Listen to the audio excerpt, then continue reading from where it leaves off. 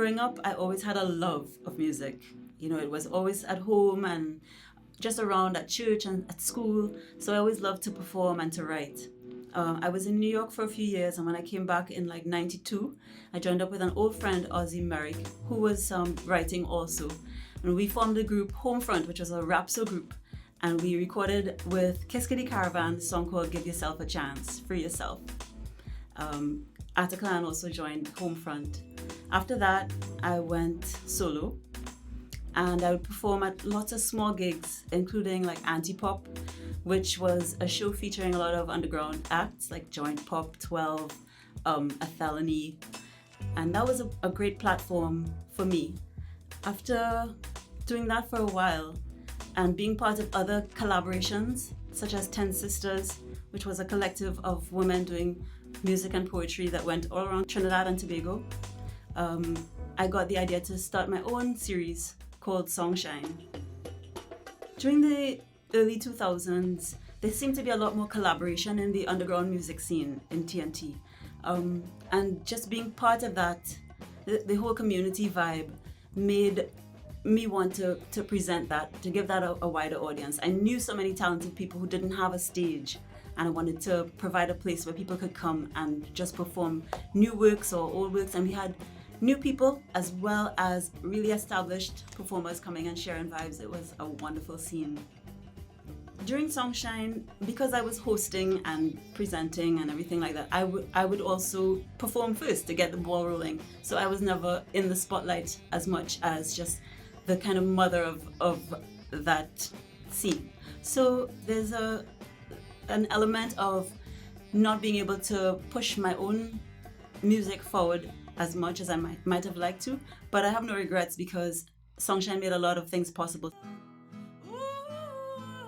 Most recently, I've been working on a new series called Cool Nights, and it's really breathed life into my musical career.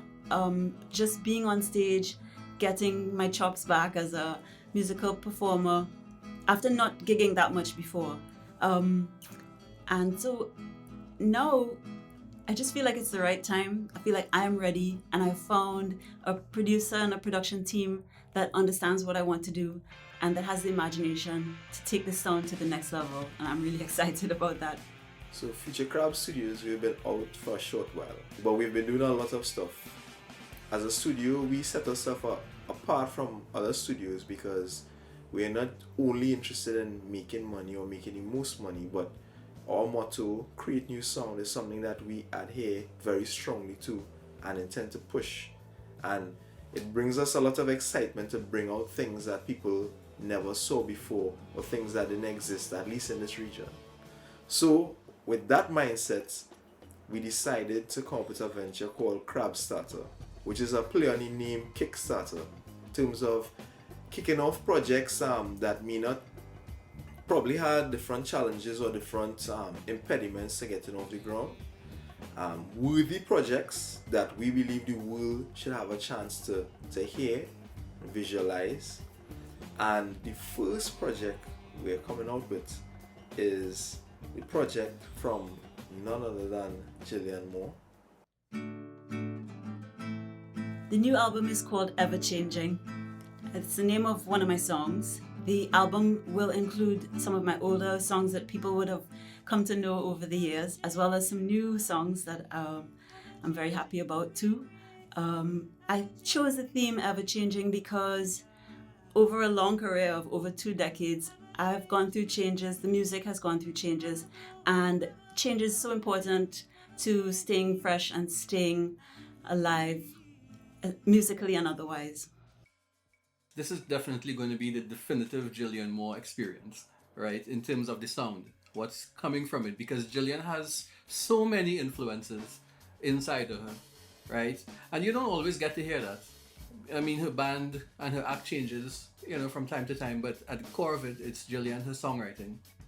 She has so many influences. We're talking calypso, we're talking punk, right? We're talking shoegaze, we're talking a little bit of folk, jazz, and all of that is going to come out. And when you hear it, I guarantee you it's going to be a very fresh sounding album, a very fresh and sophisticated sounding album.